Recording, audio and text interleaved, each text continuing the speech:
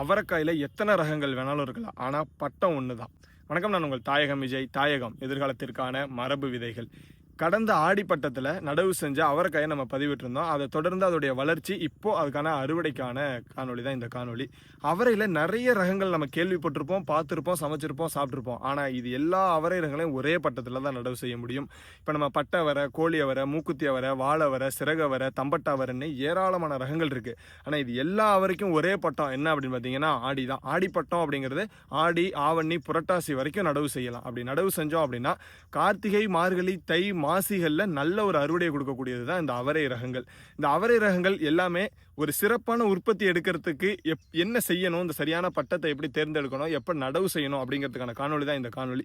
நீங்கள் வேளாண்மைக்கு புதுசாக இருக்கீங்க, இல்லை புதுசாக விவசாயம் பண்ணணுங்கிற ஆர்வத்தில் மாடி தோட்டமோ வீட்டு தோட்டமோ அமைக்க இருக்கீங்க அப்படின்னா இந்த அவரையை சரியாக கையாண்டா எவ்வளோ உற்பத்தி எடுக்கலாம் அப்படிங்கிறத இந்த காணொலியை பார்க்கும்போது முழுமையாக தெரிஞ்சுக்க முடியும். நம்ம ஒரு 3 ஆண்டுகளாக விவசாயத்தில் நிறைய பணிகள் செஞ்சுட்டு இருந்தாலும் கூட இந்த அவரையில் மட்டும் ஒரு வெற்றிங்கிறது பார்க்கவே முடியாமல் இருந்துச்சு. அதிகபட்சமாக ஒரு 1 கிலோ 2 கிலோ அளவுக்கு தான் விதை உற்பத்தி பண்ணுவோம். காய் கொஞ்சமாக தான் காய்க்கும், பூக்கும், உதிரும், நிறைய சிக்கல்களை சந்திச்சுட்டே இருந்தோம். ஆனால் இந்த முறை அதை சால்வ் பண்ணுற மாதிரி எங்களுக்கு ஒரு திருப்தியான அறுவடையும் ஒரு நல்ல ஒரு உற்பத்தி கண்டிப்பாக கிடச்சிருக்கு. அதை வெளிப்படுத்தணுங்கிறதுக்கான முக்கியமான காணொலி தான் இந்த காணொலி. அவரையே இந்த தடவை கவனமாக போட்டே ஆகணும் அப்படின்னு பட்டத்தை தவற விடாமல் கரெக்டாக ஆடி டு ஆவணியில் பயிர் செய்ய துவங்கிட்டோம். சரியான இடைவெளியில் பாரம்பரிய முறைப்படி, அதாவது குழித்தட்டு முறைப்படி நடவு செஞ்சோம். நடவு முறைகள் நிறைய இருக்குது. எந்த முறையில் நடவு செஞ்சாலும் தாவரத்துக்கு தாவரம் தேவையான சரியான இடைவெளியை கொடுத்து அதுக்கான காற்றோட்டம், சூரிய ஒளி அறுவடை பண்ணுறதுக்கு ஏற்ற நம்ம நடவு செஞ்சுட்டோம் அப்படின்னா நல்ல உற்பத்தி எடுக்க முடியுங்கிறத ரொம்ப தெளிவாக ஒவ்வொரு தடவையுமே நம்ம புரிஞ்சுக்கிட்டே இருக்கோம். விவசாயங்கிறது ஒரு மிகப்பெரிய அனுபவ கல்வி. ஒவ்வொரு முறையும் பயிர் செய்யும் போதே அதிலிருந்து நிறைய விஷயங்களை நம்ம கற்றுக்க வேண்டியதாக இருக்குது. அந்த காலத்துக்கும் சூழலுக்கும் பட்டத்துக்கும் ஏற்ற மாதிரி தாவரம் தன்னை தகவமைச்சு கொண்டு ஒவ்வொரு முறையும் ஒரு புது பரிணாமத்தை பெற்றுட்டே இருக்குது. அது மாதிரி தான் இந்த அவரைக்காயை நாங்கள் பார்க்குறோம். இப்போ நம்ம அவரைக்காய் ரகங்களுக்குனே தனியாக ஒரு பந்தல் அமைப்பு செஞ்சு அந்த பந்தலில் குழித்தட்டு முறையில் நடவு செஞ்சோம். இந்த குழித்தட்டு முறைங்கிறது நம்ம ஏற்கனவே சொல்லியிருந்தோம். இருந்தாலும் புதுசாக இந்த காணொலியை பார்க்குறீங்க அப்படின்னா உங்களுக்கு கண்டிப்பாக உதவிகரமாக இருக்கும். ஆடியிலிருந்து புரட்டாசிக்குள்ளே சரியான நாளை தேர்ந்தெடுத்துக்கோங்க. முடிஞ்ச அளவுக்கு அமாவாசையில் நடவு செஞ்சீங்க அப்படின்னா நல்ல உற்பத்தி இருக்கும் அப்படின்னு சொல்கிறாங்க. நம்ம அந்த மாதிரி முயற்சி செஞ்சு பார்த்துருக்குறோம். இந்த இது வந்து ஆடி டு ஆவணிக்கு இடைப்பட்ட நாளில் நடவு செய்யப்பட்டது தான். ஒரு குழிங்கிறதுக்கான ஆழம் அப்படின்னு பார்த்தீங்கன்னா 1க்கு 1ங்கிறது போதுமான அளவாக இருக்கும். அதிகமாக எடுக்க முடியும் அப்படின்னாலும் நம்ம குழி எடுத்துக்கலாம். அதிகமாக குழி எடுத்துட்டு அந்த குழி பூரா மக்கிய தொழு உரங்களை போட்டுக்கணும். அந்த தொழு உரம் மேலே திரும்ப மேல்மட்டம் மண், ஒரு 1 இன்ச் அளவுக்கு மேல்மட்டத்தில் மண் போட்டுட்டு அந்த மண்ணில் விதையை நடவு செய்யணும். ஒரு குழிக்கு நாங்கள் நடவு செஞ்சது 3 விதை நடவு செஞ்சோம். நீங்களும் அதே மாதிரி நிறைய நடவு செஞ்சோனாலும் பிரச்சனை. அப்போது ஏன்னா அதிகமாக தலை வளர்ச்சி தான் இருக்கும், கீழே வந்து போட்டி இருக்கும், சூரிய ஒளி அறுவடையிலையும் போட்டி இருக்கும், நிலத்தில் வேர் வளர்ச்சியிலையும் போட்டி இருக்கும். அப்போது எண்ணிக்கை கம்மியாக இருக்கும்போது ஒரு செடி நல்லா படர்ந்து அதிகமான பக்க கிளைகள் விரித்து நிறைய பூத்து நிறைய காய்க்கிறதுக்கான வாய்ப்பு இருக்கும். அந்த மாதிரி தான் நடவு செஞ்சுருந்தோம். அந்த மாதிரி நடவு செய்யும் போது நாங்கள் குழிக்கு 3 விதை நடவு செஞ்சுருந்தோம். இடையில வந்து நம்ம ஒரு புதுமையான மெத்தடில் நடவு செஞ்சுருந்தோம். எப்படி அப்படின்னா ஒரே குழியில் தரைப்படர் கொடியும் நடவு செஞ்சுருந்தோம், பந்தல் படர் கொடியும் நடவு செஞ்சுருந்தோம். இப்போ எடுத்துக்காட்டுக்கு சொரக்காய்களும் நடவு செஞ்சுருந்தோம். ஏன்னா சொரக்காய், பூசணிக்காய், பரங்கிக்காய் இதெல்லாமே தரைப்படர் காய்கறி அப்படின்னு சொல்லுவோம். இப்போ அவரைக்காயெல்லாம் பார்த்தீங்கன்னா பாவக்காய், பீக்கங்காய், புடலங்காய், அவரைக்காய் இதெல்லாம் பார்த்தீங்கன்னா பந்தல் படர் காய்கறி அப்படின்னு சொல்லுவோம். இதெல்லாம் பந்தலில் கொடி ஏறி படரக்கூடியது, இதெல்லாம் தரையில் படரக்கூடியது. இப்போது இந்த அவரைக்காய் நடவு செஞ்சோம் அப்படின்னா ஒரு 3 மாதத்துக்கு பெருசாக நீங்கள் வளர்ச்சியெல்லாம் பார்க்க முடியாது. ஏன்னா அது வேரோட வளர்ச்சியாக ரொம்ப ஸ்ட்ராங்காக ரொம்ப உறுதியாக வளர்த்துக்கிட்டு இருக்கும். அப்போது நம்ம நடவு செஞ்ச ஆடிலேருந்து பார்த்திங்கன்னா ஆவணி, புரட்டாசி, ஐப்பசி மாதம் வரைக்குமே என்ன பண்ணோம் அப்படின்னா தரையில் தான் அதிகமாக படரும், மேலே வந்து பெரிய அளவில் படராது. அப்போது படறதுக்கான சூழலை ஏற்படுத்திக்கிட்டு இருக்கும். மேலே வளர்ந்து ஒரு கொடி ஓடும், அதிலிருந்து பக்க கிளைகளோடு இப்படியே வளர்ந்துட்டு இருக்கும்.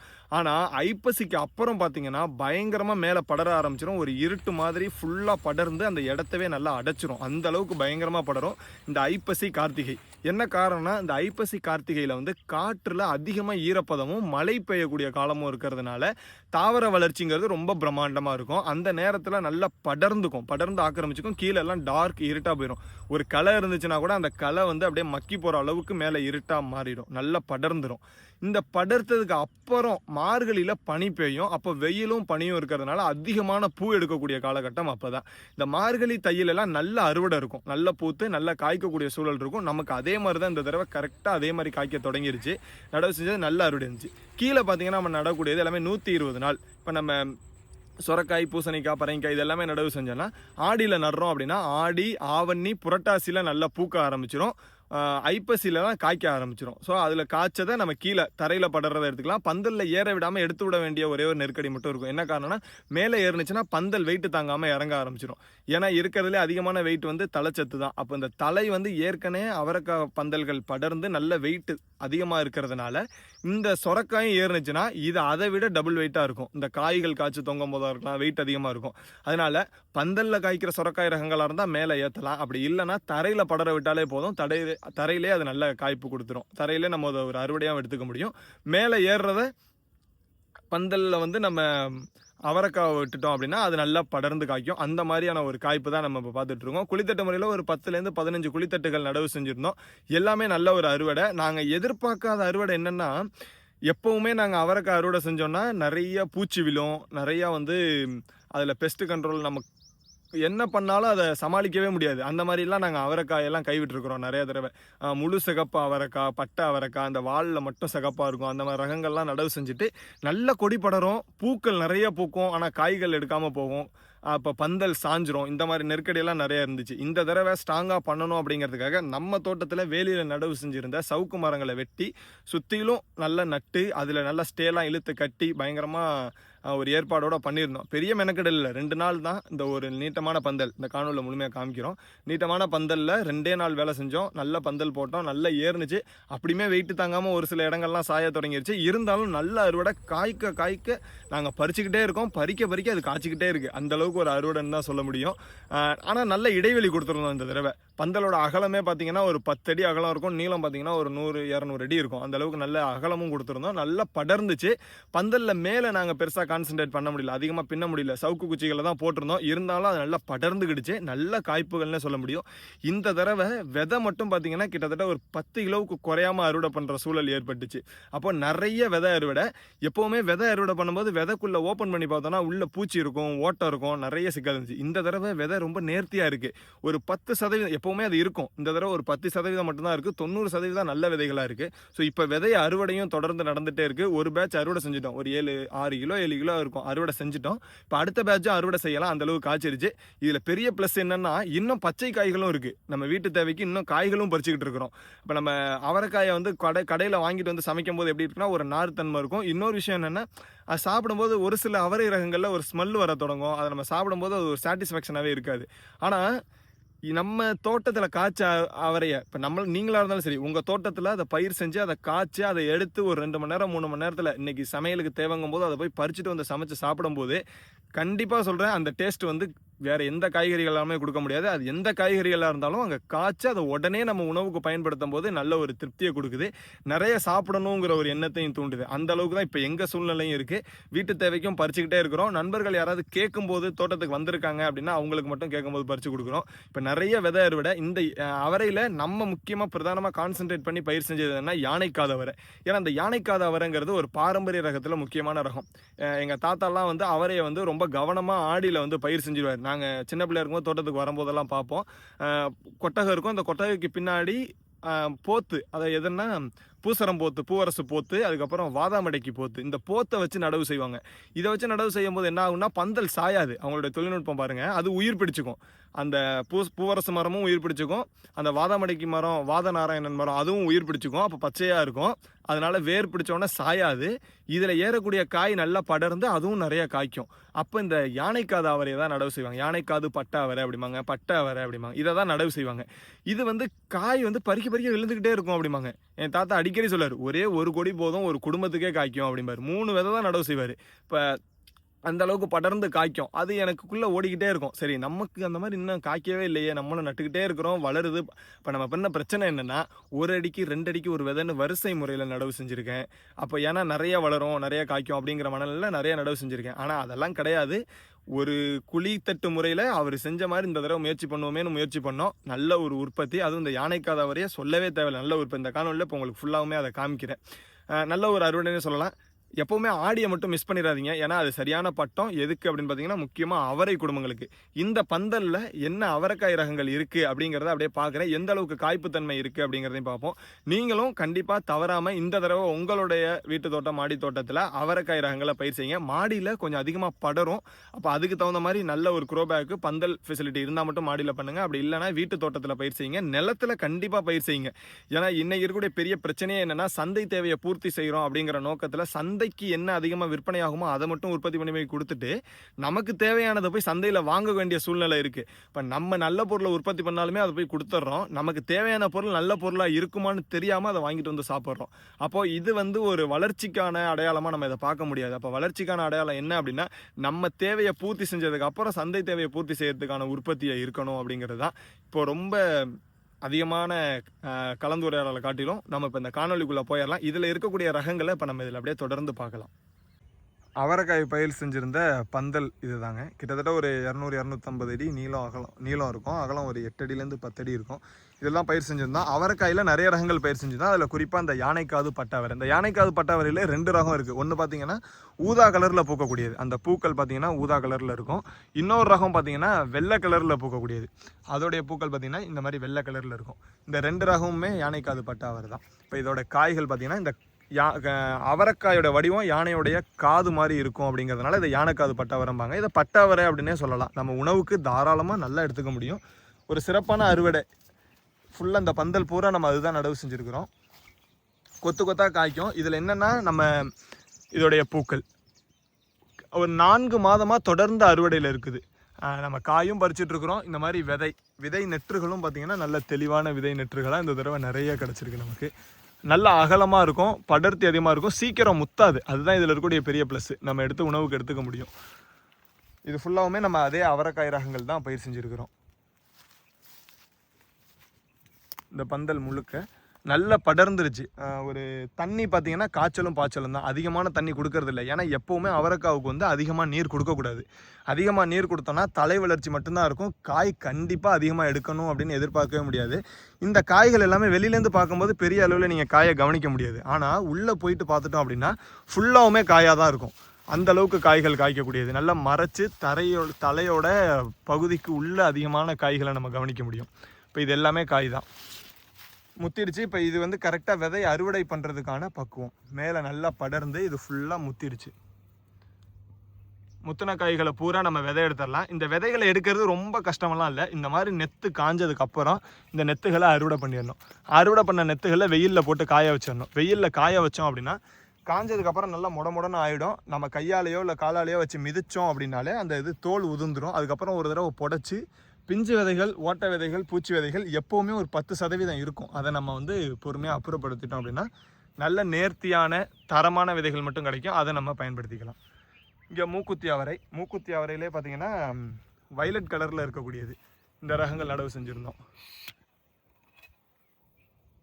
அதோடைய பூக்கள் இது எப்போவுமே அந்தியில் 5 மணிக்கு மேலே பூக்கக்கூடியது. இந்த மூக்குத்தி அவரையில் பூக்கள்,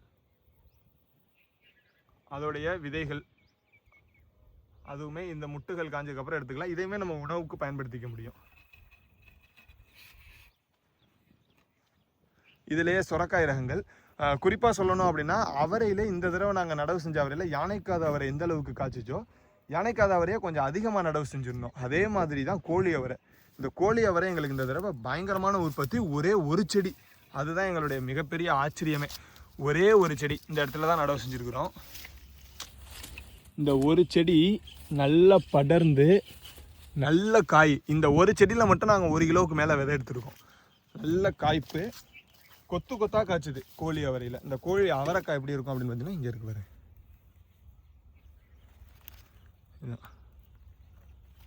இந்த அவரைக்காய் நல்ல காய்ப்பு. காய் பார்த்தீங்கன்னா ஒரே இடத்துல அப்படியே பிடிப்பிடியாக பிடிச்சிருந்துச்சு. இப்போ அடுத்து திரும்ப துளுர்த்து திரும்ப காய்க்குது. அதே செடி திரும்ப துளிர்த்து அதோட பாகங்கள்லேருந்து துளிர்த்து திரும்ப வளர்ந்து திரும்ப காய்க்குது. இதுதான் அது அந்த காஞ்சு போன செடி. இதில் தான் நாங்கள் விதை அறுவடை பண்ணது முழுக்க. கோழி அவரையிலே முழு பச்சை. கோழி அவரையில் 2 ரகங்கள் இருக்குது. இந்த இடம் மட்டும் பிங்க் கலரில் வரக்கூடிய ஒரு ரகமும் முழுமையாக பச்சையாக வரக்கூடிய ரகங்கள். இது முழுமையாக பச்சையாக வரக்கூடிய ரகங்கள். இதோடைய பெரிய ஆச்சரியம் என்னென்னா, இதோட விதை பார்த்திங்கன்னா இந்த காய் எப்படி வளைஞ்சிருக்கோ அதே மாதிரி இருக்கும் இதோட விதை. அந்த விதை நான் கண்டிப்பாக உங்களுக்கு காமிக்கிறேன். இந்த விதை இந்த கோழி அவருடைய விதை வந்து இந்த காய் எப்படி வளைஞ்சிருக்கோ அதே மாதிரி இந்த விதையும் வளைஞ்சிருக்கும். அடுத்து சுரக்காய். இந்த சுரக்காய் வந்து நம்ம எவ்வளோ தான் கண்ட்ரோல் பண்ணாலும் நம்ம பேச்சை கேட்காம பந்தலில் ஏறிடும். ஏறினதில் சிட்டு சுரக்காய். சுரக்காயிலையும் நிறைய ரகங்கள் இருக்குது. அதில் இது வந்து சிட்டு சுரக்காய். பந்தல் ஏறி காய்ச்சிருக்கு. இது எல்லாமே விதை குடுவைக்காக விட்டுருக்கோம். அறுவடை போக பாக்கி எல்லாமே விதை குடுவைக்காக விட்டுருக்குறோம். அடுத்தது நீல சுரக்காய். சுரக்காய் நல்லா நீளமாக வரக்கூடியது. ஒரு 4 அடி நீளம் வரக்கூடிய சுரக்காய். இதுவுமே இப்போ நெத்து நல்லா காஞ்சிருச்சு. அடுத்து குடுவைக்காக வச்சுருக்குறோம். இது சிட்டு சுரக்காயிலே வெளிர் பச்சையாக வரக்கூடிய ரகம்.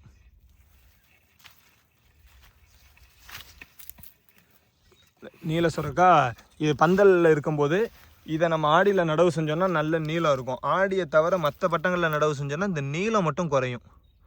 இவ்வளோ நீளம் வராது. அதுக்கு அடுத்ததாக சிறகு அவரை. இந்த சிறகு அவரை பார்த்திங்கன்னா நீளம் கிட்டத்தட்ட ஒரு 2 அடி 1.5 அடி 2 அடி நீளம் வரக்கூடிய சிறகு அவரை.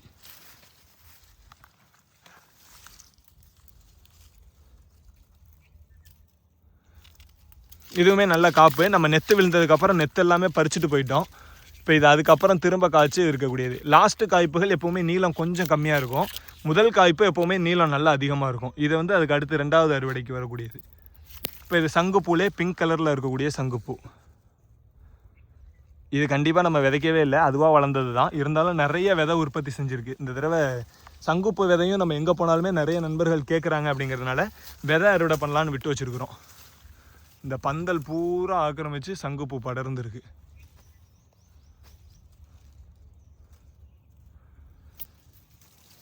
இதில் விதை அறுவடை பண்ணுறது ரொம்ப சிரமமான விஷயம்லாம் இல்லை. அப்படியே விட்டுட்டோம்னாலே போதும், நல்லா படர்ந்து அதுவே இந்த மாதிரி விதை காஞ்சிரும். காஞ்சதுக்கப்புறம் அந்த விதைகளை அறுவடை பண்ணி வெயிலில் போட்டால் அதுவே வெடிச்சிரும். வெடித்ததுக்கப்புறம் எடுத்து தூத்தி புடச்சி வச்சுக்கிட்டோம்னாலே போதுமானது.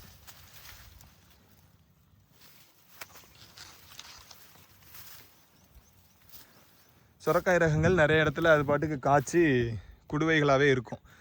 இங்கே பார்த்தீங்கன்னா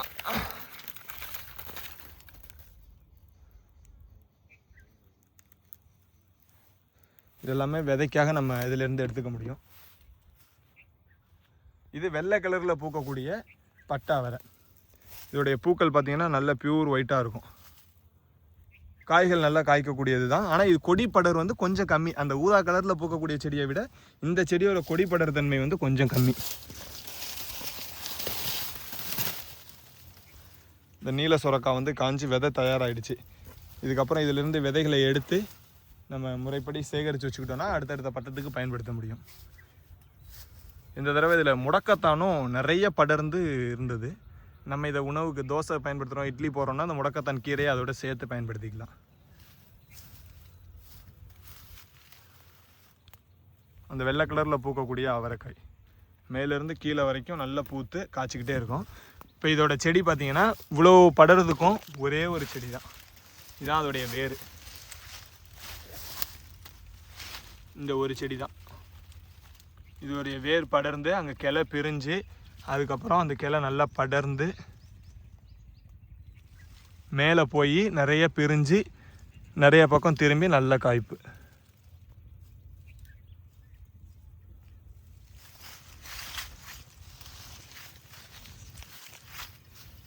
இவ்வளவும் இந்த ஒரே செடி, ஒரு செடியில் படர்ந்தது இங்கே இருக்கிறது. அதுக்கடுத்ததான் சிறகு அவரை. இந்த சிறகு அவரையில் பார்த்திங்கன்னா இது ஷார்ட் வெரைட்டி, ஒரு 1/2 அடி தான் இருக்கும் அகலம்.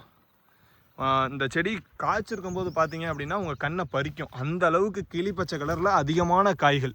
இப்போ இதெல்லாம் நெத்தாயிடுச்சு. இந்த நெத்துகள்லாம் அறுவடை பண்ணிட்டோம். இந்த ஒரே ஒரு செடி தான். இந்த சிறகு அவரை இங்கே இருக்கிறது ஒரே ஒரு செடி தான். இந்த ஒரு செடியில் படர்ந்து காய்ச்சது மட்டுமே கிட்டத்தட்ட ஒரு 3/4 கிலோ அளவுக்கு விதைகள் அறுவடை பண்ணி வச்சுருக்குறோம். இதிலிருந்து பக்க கிளைகள் திரும்ப நீர் பட்டோன்னே திரும்ப துளுக்க துவங்குது.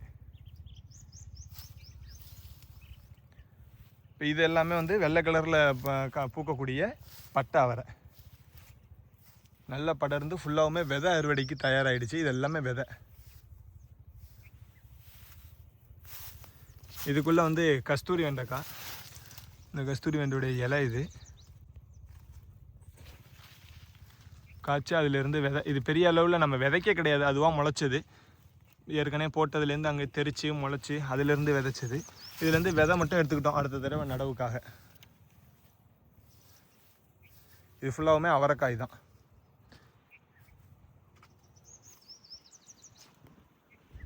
பந்தல் தாங்காது எப்போவுமே அவரைக்காய் மட்டும் பயிர் செஞ்சோம் அப்படின்னா. எவ்வளோ இடம் போட்டிருந்தாலும் அந்த அளவுக்கு படர்ந்து வளர்ந்துக்கும். காய்கள் பார்த்திங்கன்னா இன்னமும் பச்சை காய்களும் இருக்குது நம்ம அறுவடைக்கு. இதெல்லாம் இப்போ நம்ம அறுவடை பண்ணி சமைச்சே சாப்பிடலாம். இதிலே வந்து பார்த்திங்கன்னா இந்த மகுடி சுரைக்காய்,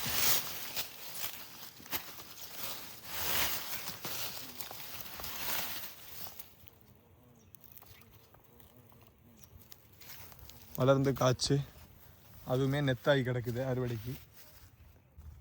கம்ப்ளீட்டாக இது எல்லாமே வெள்ளை கலரில் பூக்கக்கூடிய அவரைக்காய்.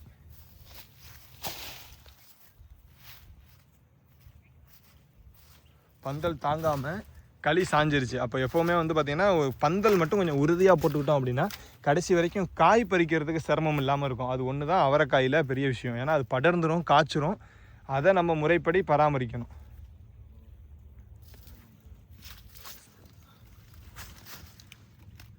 இதில் கீழே போட்டிருந்த இந்த மகுடி சுரக்காய் அதில் ஏறி மேலேயும் காய்க்க ஆரம்பிச்சிருச்சு. எப்போவுமே அவரைக்காய் போட்ட இடமும் துவரைக்காய் போட்ட இடமும் நல்ல உரம் சேர்ந்துடும் அப்படிம்பாங்க. என்ன காரணம்னா தலைச்சத்து ரொம்ப அதிகமாக கிடச்சிரும். இந்த இலைதலைகள் எல்லாம் காஞ்சி சருகாகி தரையில் கொட்டும்போது தரையில் இயல்பாகவே வந்து பார்த்திங்கன்னா ஒரு மடிப்பு ஃபார்ம் ஆகிடும் ஃபுல்லாக இந்த இலைகள். அப்போ நைட்ரஜன் ஃபிக்ஸிங்கிறது ரொம்பவுமே அதிகமாக இருக்கும் இந்த இலைகள் அதிகமாக தரையில் படரும்போது. இந்த இடம் பூரா காய். நான் கூட இது எல்லாமே இலை சருகுன்னு நினச்சேன், ஆனால் இது பூராவுமே காய். கொத்து கொத்தா அவரைக்காய் முழுமையாக.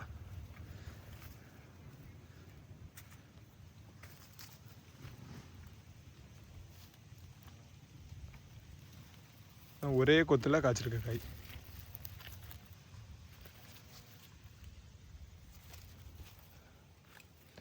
அதனால் நம்ம தாயகத்தோடைய அறிவுரையும் ஆலோசனையும் என்ன அப்படின்னா, தவறாமல் ஆடிப்பட்டத்தை மிஸ் பண்ணாமல் அவரைக்காய் ரகங்களை வீட்டு தோட்டத்திலையும் மாடி தோட்டத்திலையும் நடவு செஞ்சோம் அப்படின்னா நல்ல உற்பத்தியை எடுக்க முடியும் அப்படிங்கிறதுக்கான ஒரு எடுத்துக்காட்டு இந்த காணொளி.